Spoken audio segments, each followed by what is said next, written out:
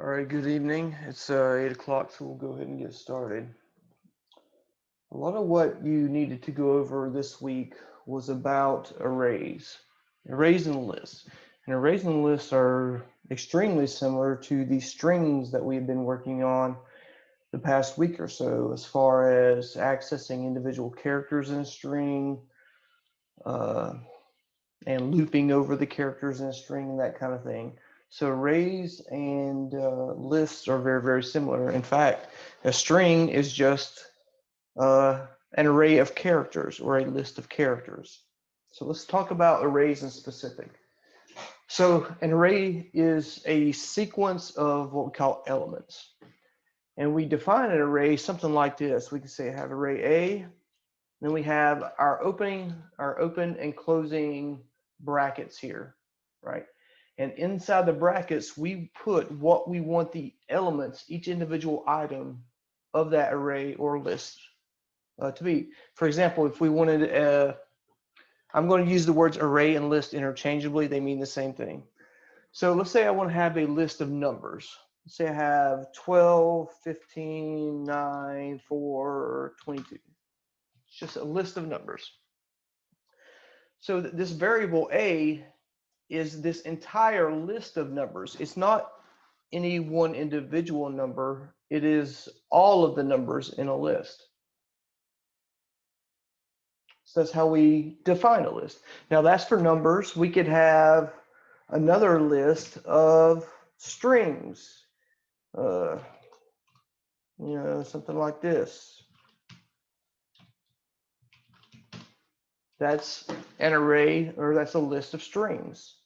Likewise, a list, the items do not have to be of even the same type. We can have integers, we can have floats, we can have strings, all together in the same list.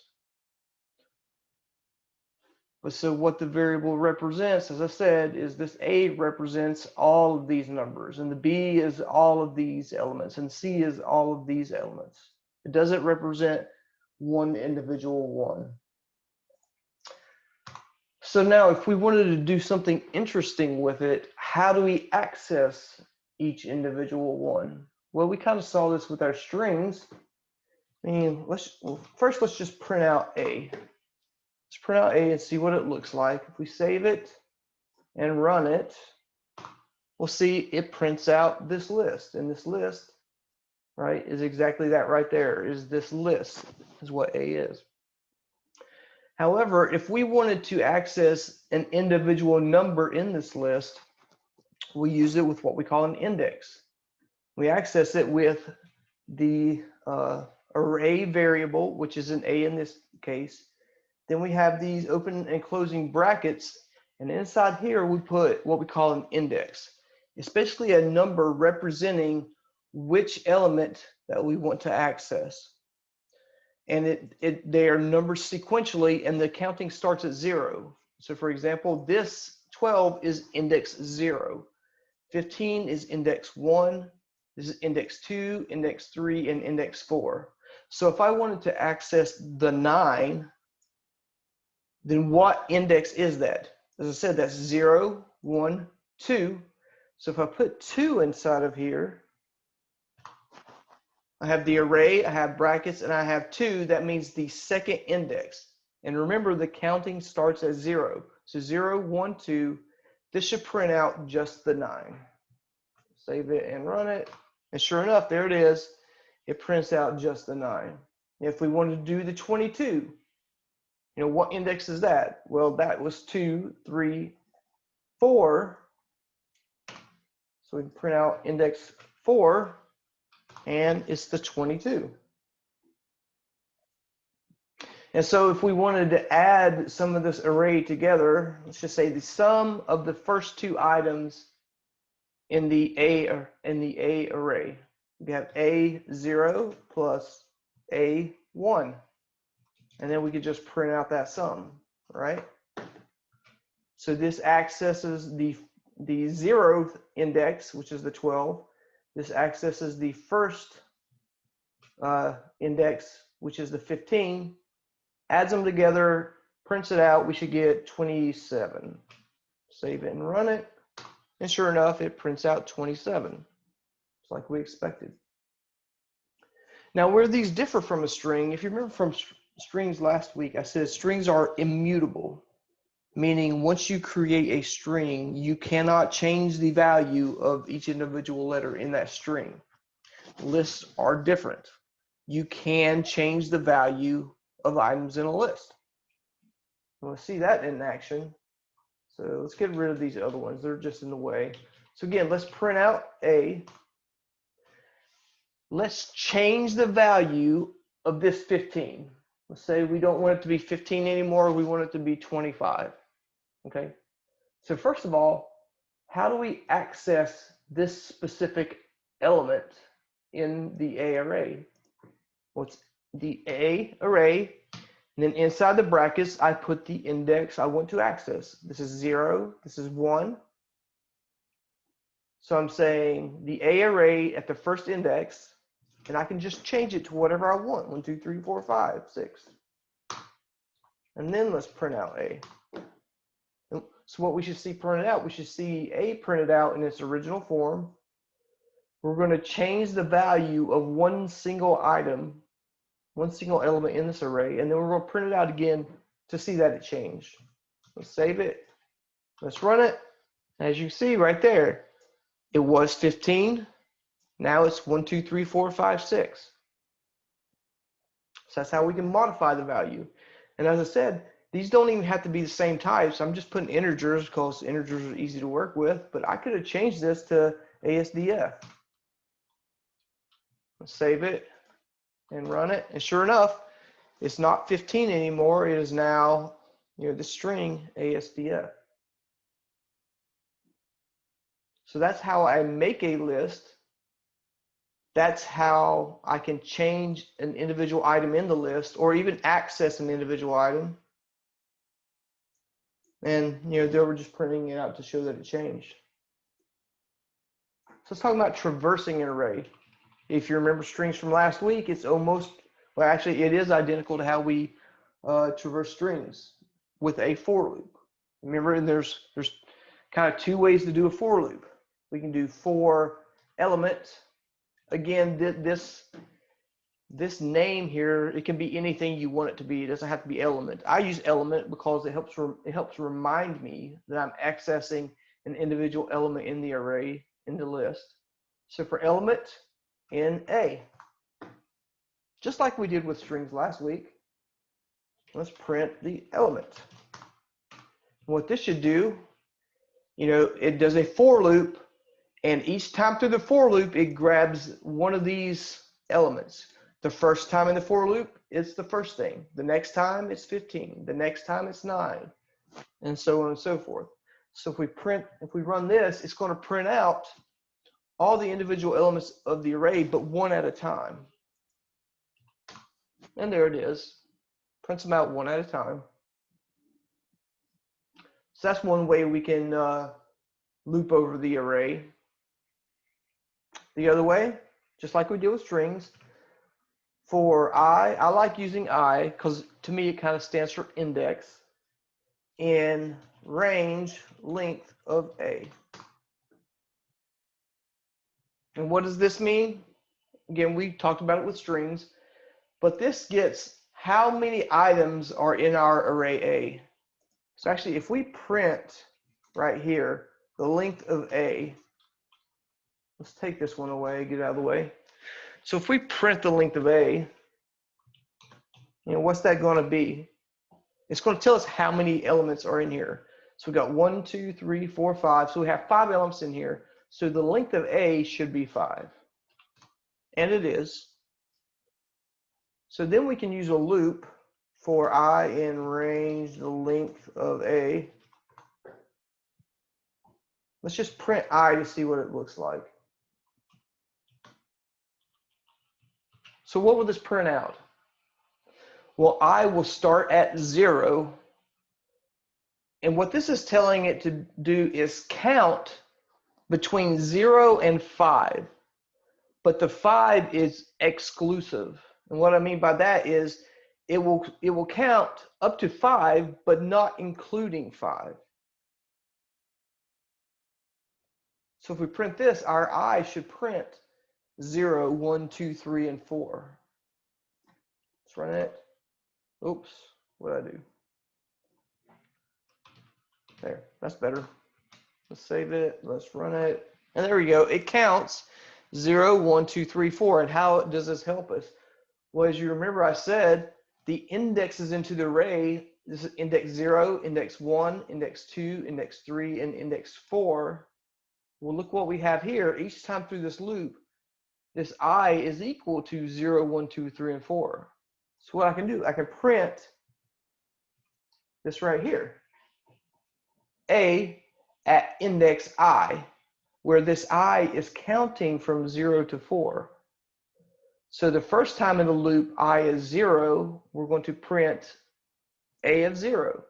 Then I is 1, we'll print A of 1. So on and so forth throughout this whole list. Let's save it and let's run it. And sure enough, it prints out each individual number. But now that we have an index into this array, we can also change the values if we want. Let's say we wanted to double each number. We wanted to multiply everything in the list times 2. Well, how could we do that? Well, we know we can do A of I, because that gets whatever element we're currently at in this array. And let's just set it equal to A of I times 2. And then we'll print out. We won't print it out each time. We'll just print out A again at the end. We'll print A at the beginning so you can know what it looks like to start with. We'll run this loop and then we'll print out A again so you can see how the values have changed. Let's save it and let's run it. Sure enough, you can see that the values started here. Then when we ran through our loop, we doubled all the numbers with just this right here. We said the array at index I is now equal to, whatever we want it to be equal to. When you're working with lists and arrays, this method of accessing it, I feel, is much better because it allows you to modify the values if you want to. If we do the other loop for element in A, we can try to do this times 2, but I don't think that's going to work right. Let's delete this rest of this stuff for a second. So you may think you'd be able to get away with this and double all the items in the array. Now, this will multiply it by 2 right here, but it doesn't store it back into the array. And you'll see that here. If we run it, and there you go, the numbers stayed the same.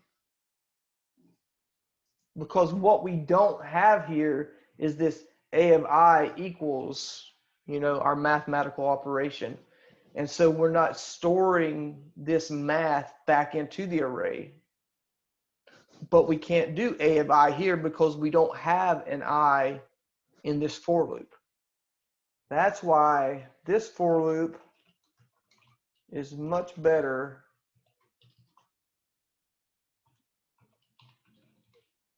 just add 1 to them, is much better if you want to actually modify the value of your list. And you see it increased them all by 1. Okay, so that's how you loop over an array and change the values of arrays. There's a couple math things we can do with arrays. With the array itself, not talking about the individual elements. Let's say we have 2 arrays. Let's make this shorter just to make it easier to read. So we have array A is that, and array B is, let's just say it's some letters. A, B, D, F, oops, A, B, S, D, Q, W, whatever. All right, let's just say we have these 2 arrays. What if instead of the 2 separate arrays, we want one array. We want to combine these together.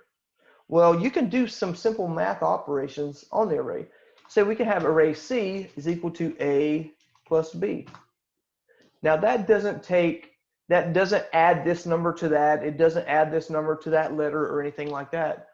All this simply does is concatenate these two arrays together, meaning the C is going to contain all of A and then all of B sequentially. So let's print out C. We'll print out A, we'll print out B, and then we'll print out C. And you'll see that C just contains all of it together. Save and run it. Sure enough, there it is. You have, this is A, this is B, and this is C, where I can just combine them all together into one larger array. So that's the plus operator. Subtraction operator really doesn't make sense. So there's not a subtraction operator for arrays. However, there is a multiply operator. And what the multiply operator does is just, it repeats what is in that array. So if we had this, say we had an array 1, 2, 3. Let's print A. And then let's make B is equal to A times 3. And then we'll print B. So what's going to happen here? So obviously A will just be the 1, 2, 3 list, right? But what B will do, it takes that list and repeats it that many times. So it's not a conventional multiplication that you may think. It's not going to multiply each individual element times 3. So it's not going to take 1 times 3, 2 times 3, 3 times 3. It does not do that. It just takes all of the elements and repeats them this many times. So we save it and run this. You can see there, so this is A, and then B is 1, 2, 3, 1, 2, 3, 1, 2, 3. So it kind of repeats it that many times. A useful application for this is, I see a lot of times in the homework some of the students submit is, you'll try to make like a banner or something with a bunch of, say, asterisks used for to make like a line, right? And so sometimes I see this on submitted homework. We'll do something like this. Oops. Then we'll print my name, print assignment for whatever, and then we'll print this again. I see a lot of this submitted in homework, and that's fine. It actually makes it look pretty nice. So let's save it and let's run this. And so it kind of makes it like this banner here at the top. Well, instead of typing out all these asterisks, we could have a list containing the asterisk, and then we can multiply it like 40 times or something. Actually, there's 2 ways to do this. You can do that, or you can have just the asterisk. I think this works in Python 3, and multiply it by 40. Let's see if that works. I think it does in Python 3. Yeah. Actually, that way it does look better. Well, that's what happens when you multiply as a list, and that's what happens when you multiply the individual character. All right. So that's what you can do with the multiply operator and with the plus operator on list, is if you want to repeat or append lists together. All right. So we have array slices. Array slices are identical to the ones we did for strings. I'm not going to spend too much time on array slices. Go back and watch the strings video from last week if you want to watch more about array slices, but they're the exact same. So let's say we have the array 34, 54, 60, 76, 23, 38, or whatever. So if we can print out A, and so with the array slice, we can say array B is going to be array A sliced. And what I mean by slice is a subset, meaning I want to start somewhere and end somewhere. So for example, if I wanted B to be just this subset right here, these middle three values, well, inside the brackets, I put the index where I want to start. So what is the index of this 54? It's 0, 1. So I want to start at index 1. And I put the index that I want to stop on plus 1. So what is the index of this 23? Well, it's 0, 1, 2, 3. That's index 3. But we have to add 1 onto it. And it's because of what I mentioned earlier about exclusive, meaning it goes up to this value but does not include that value. So if we wanted to include the 3, we have to go to 4. So it's 1 past where we want to stop. So again, if I want it to be these middle 3 values, I start at 1, which is here, and I go up through 4. 4 is this one, but like I said, it's exclusive, so it doesn't include 4, so really it would end there, which would give me these 3 middle values. And let's print it out. Print B, and you'll see, sure enough, there it is. That's all of A, and there's B as the middle 3 values. Now you can use, if you omit a value, say if I don't put the 1 there, then it assumes you mean the beginning of the array. So if we do this, it'll actually start at the beginning and go through. And you see it does. If we leave off the second number, leave it blank, it assumes you want to go to the end of the array. Do it. And sure enough, now we go to the end of the array. Of course, you can leave off both of them, but that's just the whole array. That assumes you're starting at the beginning and assumes you're stopping at the end. You're running, and it is the same thing. You can also use a negative number in here. Let's say we put -2. So what's going to happen if we use a negative number? When you use a negative number, it means it's an index, but we're referring from the end of the array. So that's what happens when we put -2. So there we go. So this is saying start at the beginning because we omitted the number. And this is saying go up to 2 from the end. So as you can see here, when we printed it out, we actually chopped off the end 2 numbers. And you can use negative for both of them. We can use -3 to -2.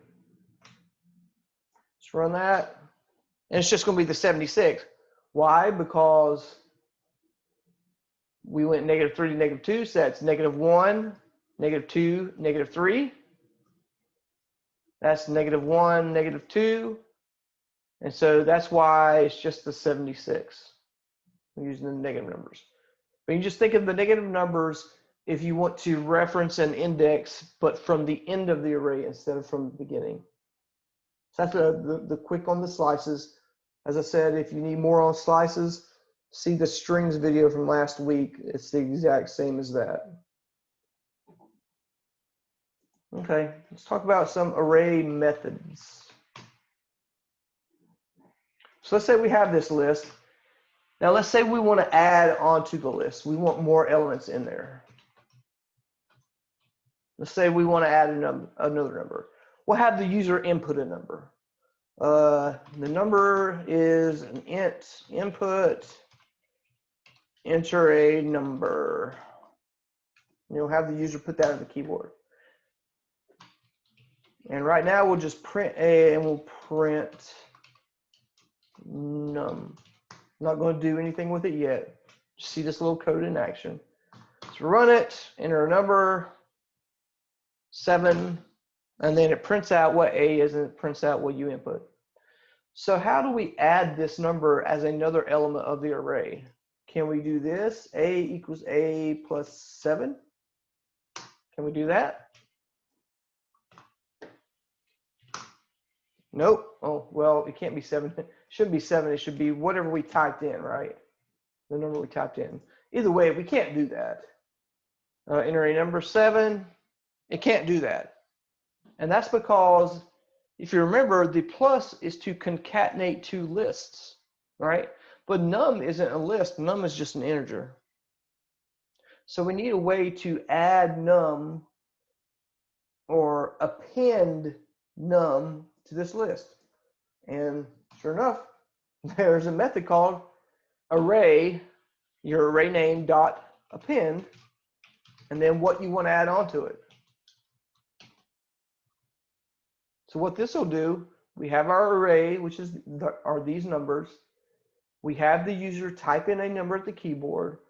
Then we add that number, we append that number onto that list, and then we're going to print it out again.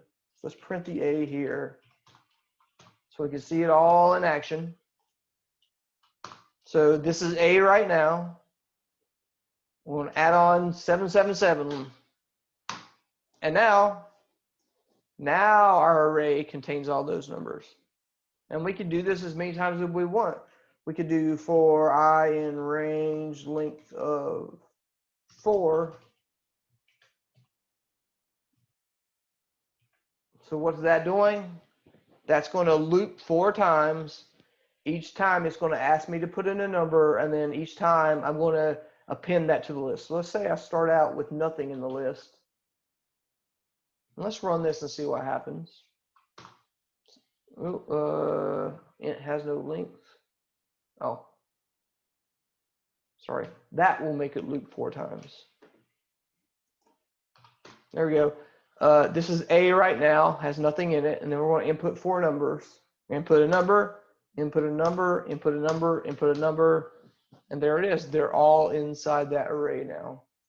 So that's the array dot append, and then whatever you want to append to it.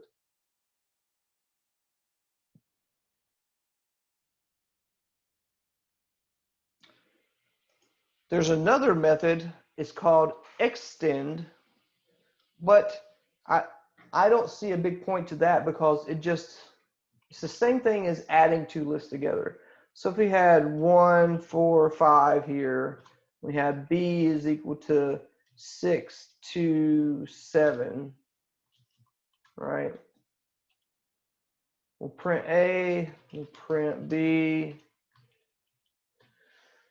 then we'll do A dot extend B, and then we'll print A and print B.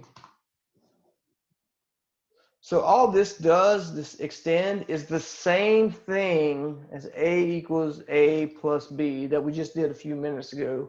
We were talking about concatenating lists together. So these 2 statements do the exact same thing. So let's see it with the A plus B first. Save it, run it. You see that's A, that's B, that's A equals A plus B, and then that's just B again. B remains unchanged. And B isn't changed because we don't put B equal to something, right? So you'll see that A dot extend B does the same thing. As you see, you get this same exact result out of it. Just whichever you prefer. I prefer the plus, but either one works just fine. Okay. So now we have all these numbers. Let's just make this more this. I'm just typing in random numbers. One other method that I want to show you, print A. So how do we sort these? How do we get these in numerical order? You know, of course, if we do this right now, it's just going to print them out just as their input, right? There's a quick method to sort. It's just the array dot sort. Print A. Easy as that if you want to sort those numbers. Run it. And that's A initially, and that's A sorted in increasing order, right? So how does that work? I mean, well, one thing here. This also works for strings.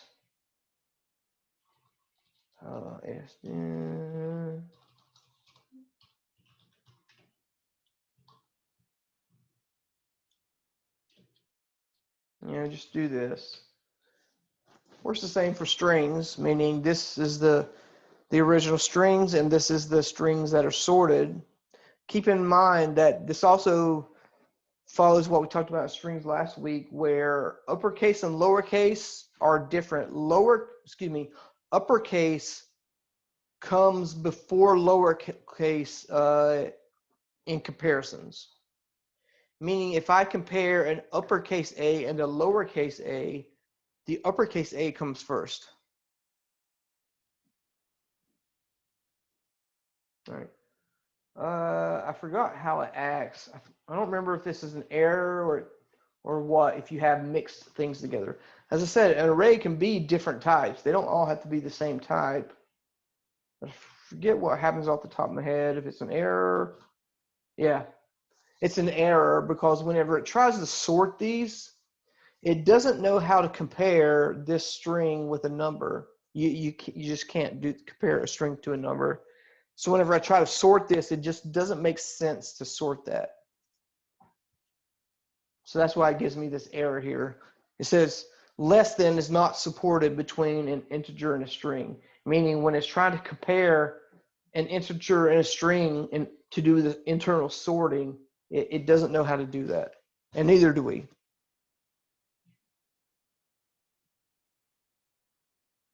All right, that's really the only three array methods that are useful at this level of coding. And then last few methods I want to talk about is how to remove items out of a list. We saw how to put items in there with append. Let's talk about removing them. Let's put another list on here. All right, let's print it out, how it starts. Now there's a method, actually there's really two ways, well, three ways that you can delete an item. One is what we call pop. And pop will remove one item, one element out of that array, and it'll tell you what it was. So for example, we can have x is equal to a dot pop, and then inside the parentheses, we put the index that we want it to remove. Let's just want it to remove, let's just say 1. So which one is index 1? Index 1 is that one right there, right? This index 0, index 1. So we'll print x, then we'll print a, so you can see that's removed. So we'll make the array, we'll print the array, we'll remove index 1, and its value will be x. And then we'll just print out x so you can see it got that value, and then we'll print out a so that you can see it removed it out of that array. Save it and run it. Sure enough, that's a. That's the one that we did the pop on. And this is the resulting a. As you see, this item has been removed out of there. If you do not put an index in here, if you just leave it blank, it assumes you mean the last element. So this will remove the 32. Let's save it and show you. Sure enough, the 32 has been removed. If you want to remove the beginning, you can put 0 because the beginning is index 0. Run that, and sure enough, it has removed the first element out of there. So that's one way. The other way, let's say we know the value we want to remove. We used to pop if we knew the index we want to remove. What if we want to remove the 678? I'm sorry, not pop anymore. It's now called remove. So we use remove if we know the value that we want to take out. Again, pop worked on an index. Remove works on a value. So this will remove the value 678 out of here. Save and run it. Sure enough. But nothing makes. Oh, I guess remove doesn't. Yeah. Sorry, there is no X in that instance. Save it and run it. But you can see that we have removed the 678 out of there. So what happens if you put something that's not in the list? What happens there? It's an error because when you try to remove this 1111, that's not in that list, and so it gives you an error. So if you use the remove, you have to make sure that you're using a value that's actually there. Remove that, and that works fine, and we remove that value.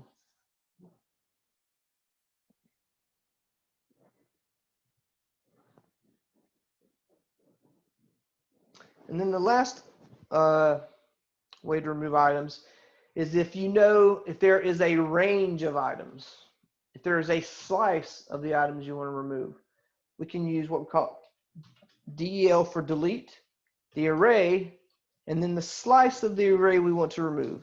Let's say we want to remove the middle two values. So we would start at index 1 and we would go up to 3, right? As I remember, this is exclusive, up to but not including 3. So we'll start at 1, we'll go to 2, and then that's the end. Print A, and you'll see that we have removed the 2 middle items out of here. And sure enough, those 2 items have been removed. So if you want to remove a slice of items, use DEL, which stands for delete.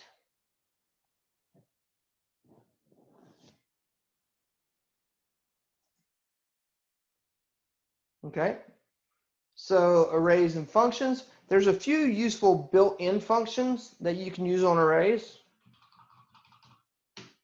And some of these would have been useful for you in earlier homeworks, I will admit. Now, some of you use these in earlier homeworks, which is perfectly fine.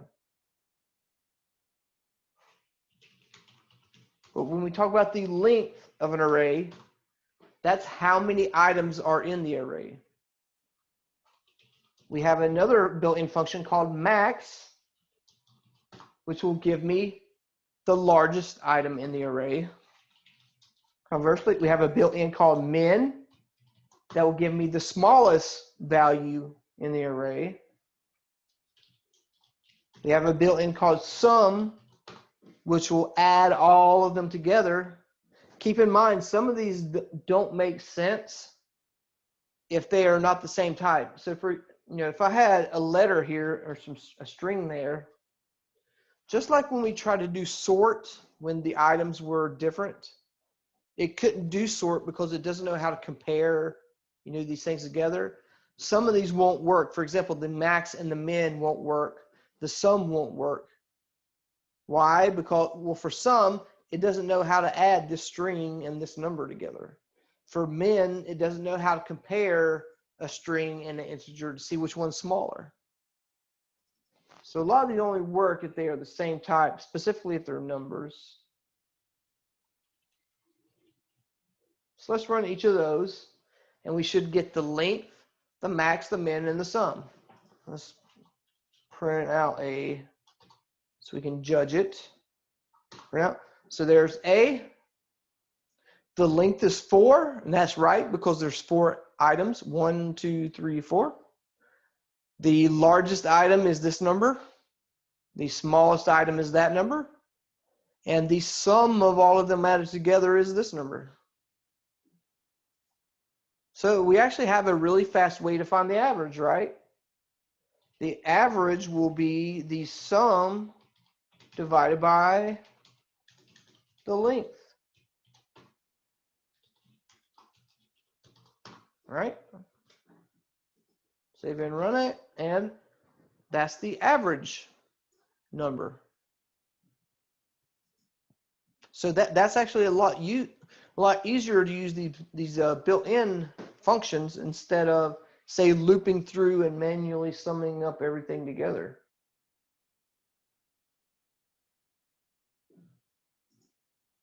Now you can use arrays in your own functions. One of your assignments was to make a function, right? So was it define my function? We're going to take my array, and let's just say we're going to call it double array values, because it's useful to name it something that it's going to do. And so what this will do, it'll take all the values in the array and double them. So we've already kind of done that earlier in examples. So let's do for I in range, the length of my array of I will equal my array of I times 2. And we're done, right? So that'll be our function. Here we go. We will make this. Let's make it smaller numbers, 22, 33, 44, and 55. So print out it. Then we will run the function, and then we'll print it out again. Save it, run it. Oh, my array is not defined. Oh, there we go. So as you can see, we made our own function that takes this as a parameter. That's our function. And then we loop over the array, and then we double all the values. So here we create our array A, we print it out, then we're going to call our function, and we're going to give it our array as a parameter, and then we'll just print it out again. As you see, that's what it does. That's A initially, and that's A after we used our doubles function.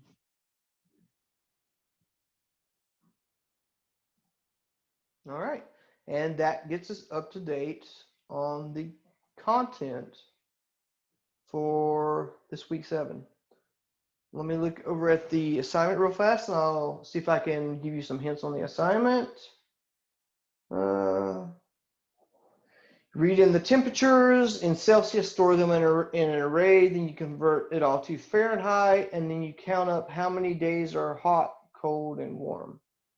Actually, everything that you have to do for your assignment, we've already given an example of here. So one of the things you have to do is, read in the temperature, right? Well, it's something like we have an array. We loop how many times? Let's say we want to loop 4 times. Oops.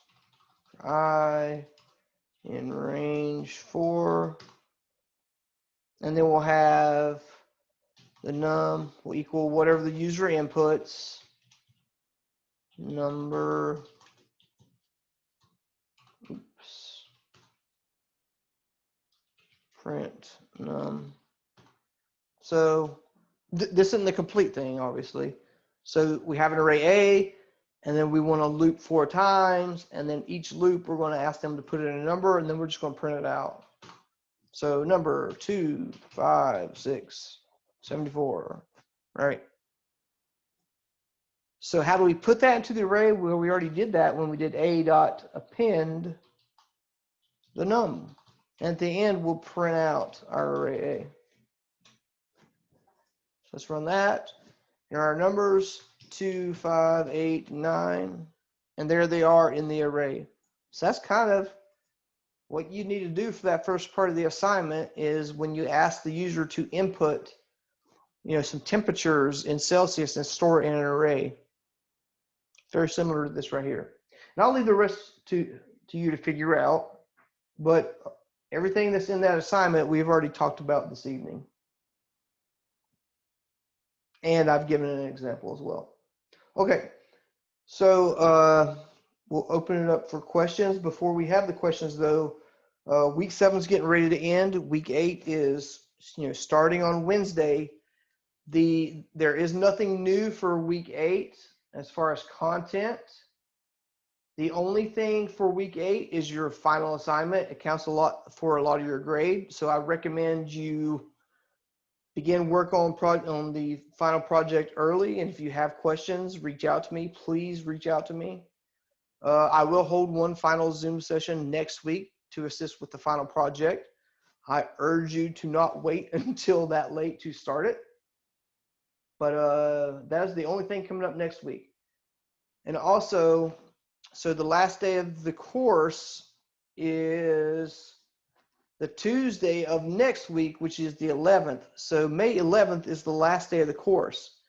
That is the last day I will accept any assignment of any kind. If you wish to turn in past assignments to have them regraded and things like that, that is fine. There is a point penalty that applies. But you could turn in resubmit past assignments up until May 11th. Your final project is due May 11th. I cannot accept the final project late. And that is because I have an extremely short turnaround time to get your final grades posted. And I need time to do the actual grading. All right, so keep that in mind. That is the deadline. Open up for questions.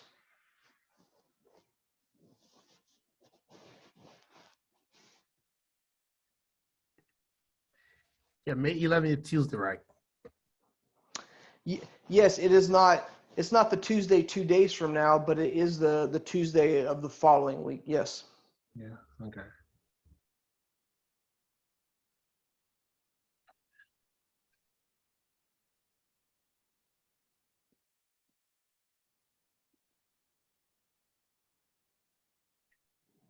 Yeah. So the question that I have is, when you have an array and A is equal to blah blah blah, and you say print A, and the other print statement say print um, print A, and then you have within the bracket, you have another within the parenthesis, you have another bracket.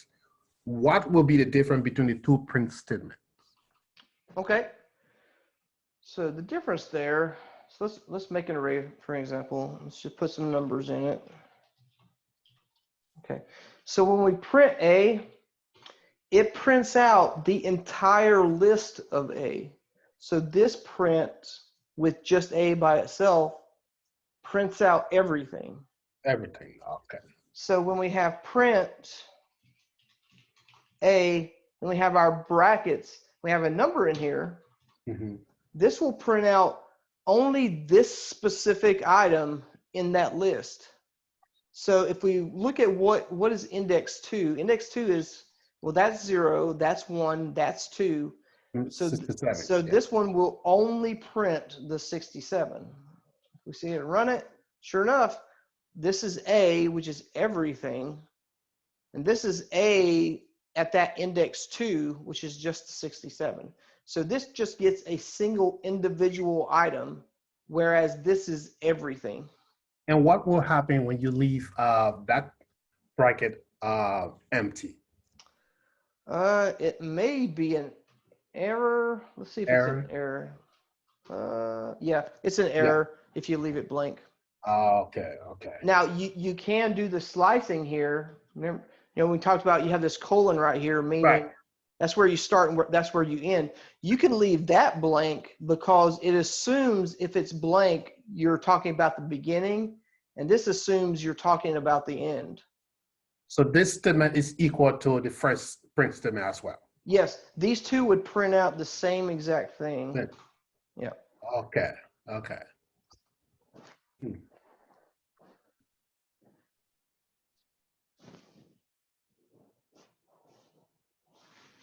Nice.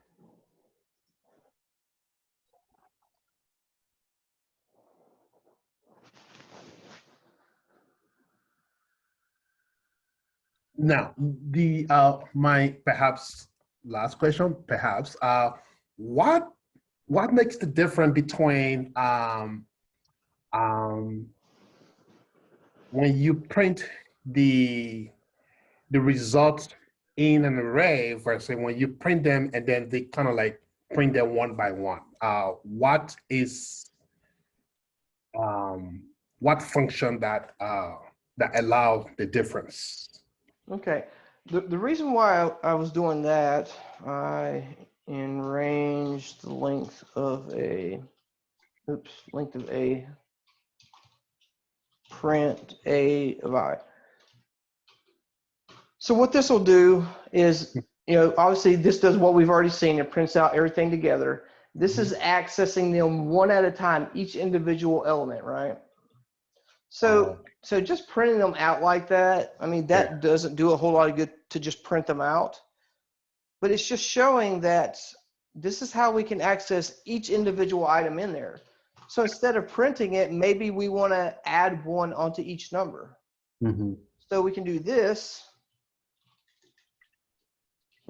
Forget about the print. We'll print the whole thing later just so we can see that it changed.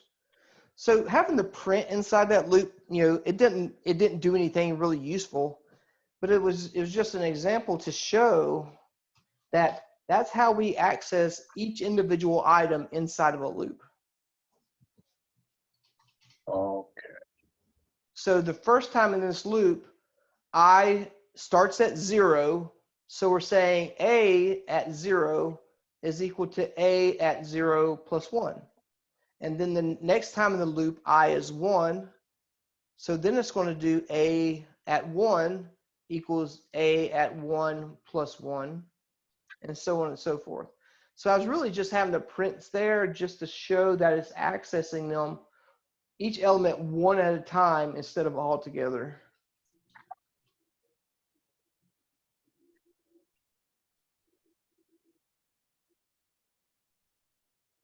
Now, I just want to ask a question pertaining to say assignment. It's not an answer you're going to get. It's not a specific answer you're going to get. But when I did my loop, I have the array printed. The days. Even though it didn't specify to say Monday, Tuesday, Wednesday, but it have the numbers printed in the array, the 10 days record printed in the array. Okay. Now, in trying to convert from from from centigrade to Fahrenheit, what happened is the statement that I put in there. For example, today's day, today is cooled, and I use the if statement. Today is cooled with normal temperature, blah blah blah. So what it does is that it has on top of that statement, it has the number of the temperature converted into Fahrenheit. Then it comes down, then it have another number on top of another statement. So it just printed the day. So I don't know if you wanted those apart from the initial array that was printed, in centigrade, if you want those converted into Fahrenheit to also be in a set as well. I'm not sure if that's something you wanted to see in the assignment, or as long as it is converted and then it is included in the print statement, and it is converted. It is the correct conversion. As long as it is the correct conversion, then you are okay with it. I'm not sure. So what you need to have for this assignment is I mean, just like you're saying, you'll have the user type in 10 days of Celsius temperature. Mm-hmm. So after they type that in, you save that into an array. Yeah, And, it did. Yeah. and then I just want you to print the array. Just like we have print A here, Mm-hmm. you can just print, whatever you call yours. Yeah. Then you need to have some kind of loop here Mm-hmm. that converts it to Fahrenheit. Yeah. And then you can just have print your Fahrenheit array, just like this. And then you will need to do a loop that has, like you're saying, your if statements. If it's this temperature, it's warm. If it's this temperature, it's cold. But you need to count how many those are. So if there's 5 cold days, you need to count those up, and then Oh. you need to print. There are 5 cold days. There are 2 warm days, and there are one hot day. Okay. Okay. Okay. Okay. Then I have it wrong. Okay. Okay.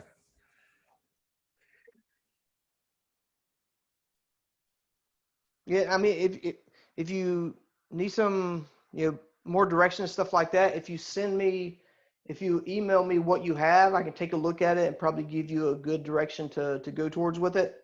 Sure. Sure.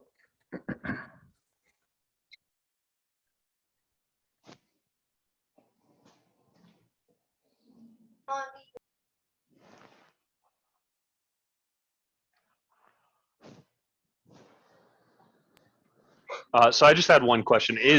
So I wound up doing mine where I converted the original array that the user builds through the prompts.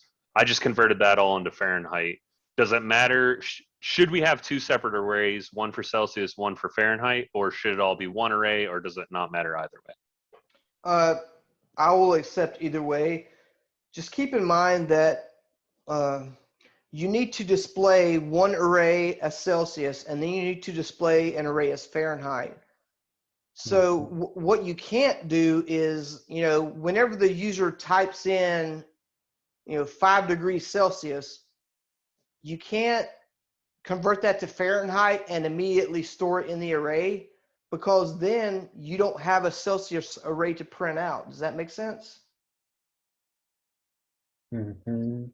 Yeah, absolutely. Okay, but you can reuse the same array if you want to. I'm fine with that, as long as you print out one array of Celsius and then another array of Fahrenheit. Okay, that makes sense. Yeah, I originally had it where I had a Celsius array and then it would print it and then I would convert all those and append them to a Fahrenheit array.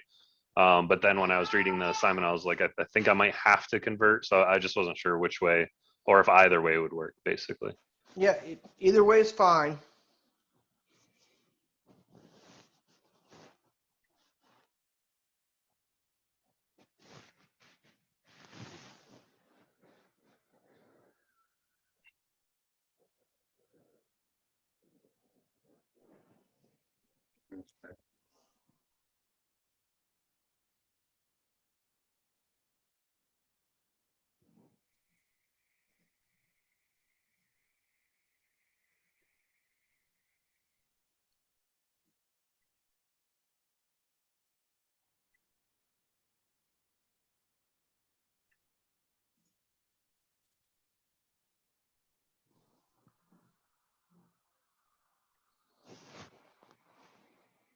All right, I'll wait around for about 3 more minutes until 9 o'clock. If you have a question, you can go ahead and pop up and ask it. If not, feel free to drop off whenever you like. I'll get the video posted up here in the next 30 minutes or so, and I'll send out the link.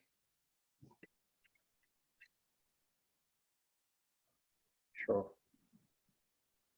Thanks.